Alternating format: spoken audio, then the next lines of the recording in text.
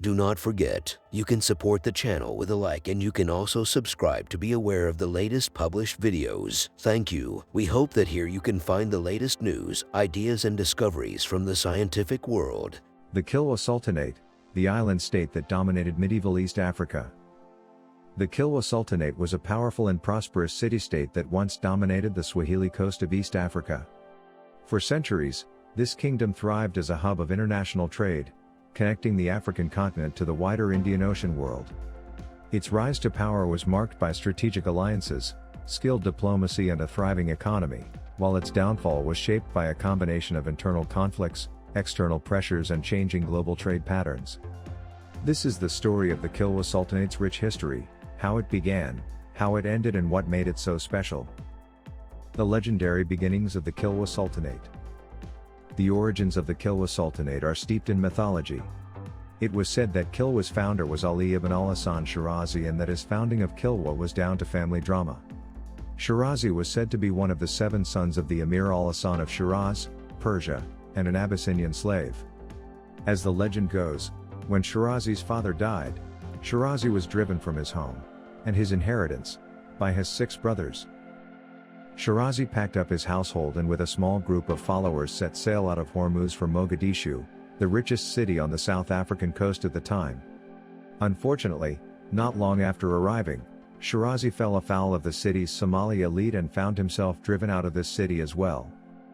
Shirazi decided it was best to try settling on his own land, rather than relying on the hospitality of others.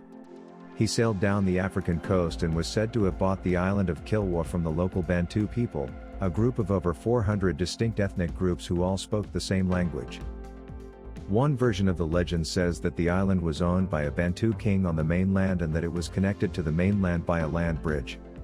This king at first agreed to sell Shirazi the island in exchange for a great amount of fine cloth. He then promptly changed his mind.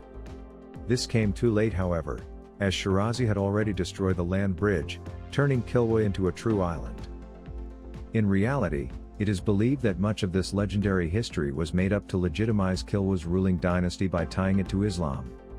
Shirazi, being from both a noble Islamic family and the son of an Abyssinian slave, Ethiopian, helped explain why the island's rulers were both black and of royal Islamic descent. The inclusion of the narrative surrounding the sale of exquisite fabric significantly elevated Shirazi's image, exuding an air of sophistication and refinement. The rise and reach of the Kilwa Sultanate, a trade success story on the Swahili coast. Whatever the truth behind its founding, the Kilwa Sultanate rapidly grew in both wealth and power.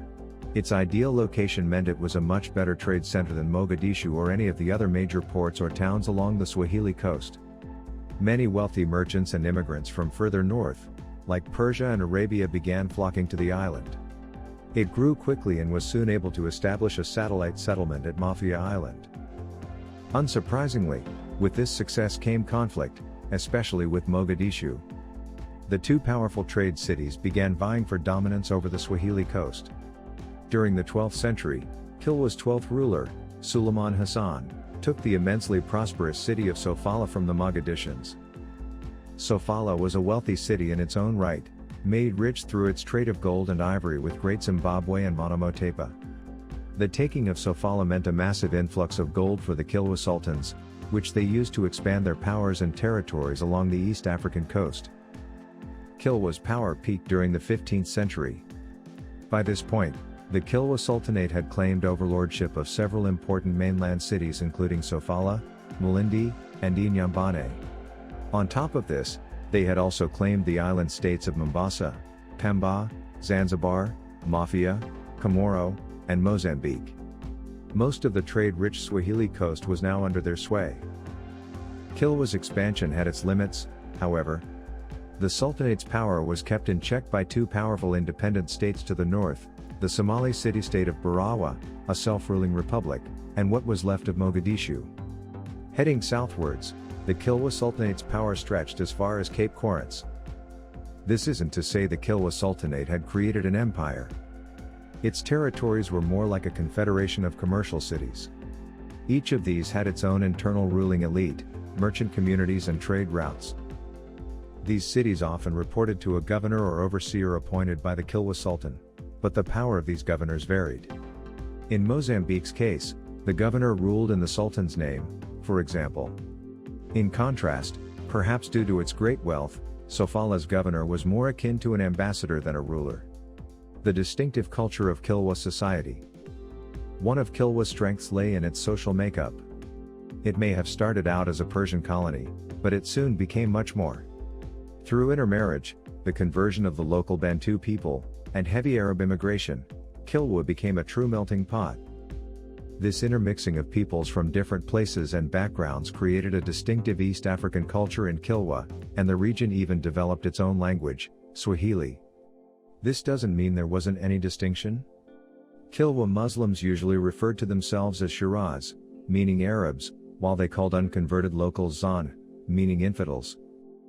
The Kilwa Sultanate's economy and thriving trade network. The Kilwa Sultanate was almost wholly reliant on outside commerce. This means it didn't really produce anything, and there was little to no agriculture within the Sultanate's boundaries.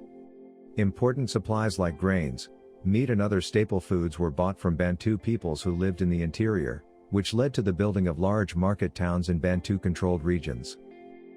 As traders, the people of Kilwa essentially functioned as middlemen. They imported manufactured goods like cloth from Arabia and India and traded these goods with the Bantu-speaking peoples for things like food. They also traded these goods with the Bantu people for precious raw materials like gold and ivory, which they then exported back to Asia. There was one exception, however. Coconut palm trees grew all along Kilwa's coast and were a major part of everyday life for the people of Kilwa. They ate the fruit, rather than trading it, and used the trees for timber, thatching and weaving. In particular, every single part of Kilwa's merchant ships, from their sails to their hulls, was made from palm trees. No trees meant no ships, which meant no trade. For a society that made little itself, the people of Kilwa turned out to be impressive shipbuilders. It's believed these ships were used to carry out trade with Arabia, Persia and across the Indian Ocean to trade with India itself. In fact, coins from the Kilwa Sultanate have been found as far afield as Australia's Vessel Islands. Kilwa's sailors managed to travel these great distances by utilizing the seasons. They used the monsoon winds to sail to India in the summer and then back home in the winter. The island's captains were famed for this extraordinary sailing accuracy. The decline of the Kilwa Sultanate. Of course, all good things must come to an end, and this was true for the Kilwa Sultanate. The Sultanate's fall from grace was due to a mixture of factors, but it all started with its ruling elite. Years of good living made Kilwa's sultans weak, and they increasingly began to fall into the hands of their viziers and emirs, ministers, leaving the day-to-day running of their kingdom to them. These ambitious men became kingmakers who, through their various plots, became Kilwa's true leaders while the sultans obliviously sat back and relaxed. By the time the sultans realized what had happened, it was too late. The rot had set in and Kilwa was not the power it had once been. The sultans had also lost the loyalty and respect of much of their sultanate, a major problem for a kingdom built up of largely independent towns and cities. The Portuguese arrived in the early 16th century following the voyage of Vasco da Gama around the Cape of Good Hope in 1498–99 AD.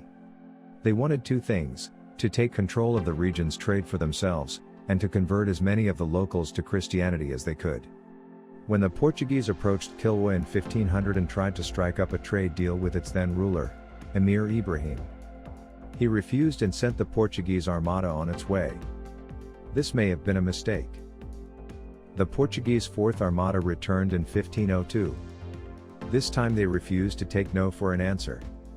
They had managed to strike up treaties with several other local powers and managed to extort a large tribute from Kilwa's leader.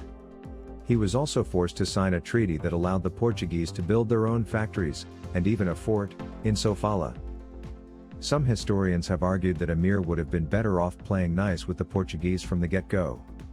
Not only would the relationship between the two sides have been less antagonistic, but the Kilwa Sultanate would have greatly benefited from an influx of Portuguese trade. Trade could have been used to shore up Emir Ibrahim's weakening grasp on power. In 1505 the Portuguese came back for more. This time, they attacked Kilwa, landing 500 soldiers on the island. They drove out Kilwa's ruler and appointed their own puppet as the island's new leader. This Portuguese rule was deeply unpopular, having imposed Portuguese mercantilist rules, which meant only Portuguese ships could trade with other coastal towns, putting many locals out of business. Many other merchants began avoiding Kilwa and inland traders began to go elsewhere, heading to the more northerly Swahili ports like Mombasa. The Portuguese left Kilwa in 1506, having largely decimated Kilwa's status as a trade hub. A weakened Kilwa now faced other problems, like an uprising from interior tribes. In 1587 the Zimba cannibals attacked the island, killing 3,000 residents. It would turn out that the Portuguese weren't done in the region, however.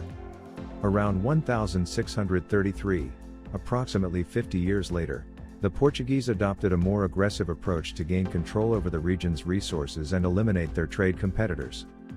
They invaded and conquered the Kingdom of Mutapa in Zimbabwe, one of the region's primary sources of gold. Already weakened by devastating civil wars, this resulted in its eventual collapse. This resulted in trade networks shifting northwards. The Europeans were disappointed to realize there was much less gold available in East Africa compared to West Africa and Inca Peru. Having largely destroyed places like Kilwa and Mutapa, they left. Kilwa saw one last surge in wealth during the 18th century. The Europeans had returned to the region, not seeking gold this time, but slaves and ivory. Kilwa emerged as a significant center for the East African slave trade as well as a major exporter of ivory. While Kilwa managed to survive on the backs of these grisly trades, it would never return to its former glory. The story of the Kilwa Sultanate is one of a vibrant and dynamic kingdom that flourished on the Swahili coast for centuries, dominating trade routes and leaving a lasting impact on East African history. From its early days as a small fishing village to its eventual decline at the hands of European powers, the Kilwa Sultanate played a vital role in the exchange of goods, ideas and cultures across the Indian Ocean. Its legacy is still visible today in the impressive ruins of its once great cities, as well as in the diverse cultural traditions of the East African region. The rise and fall of the Kilwa Sultanate is a testament to the resilience of African societies and a reminder of the damage done by European colonization.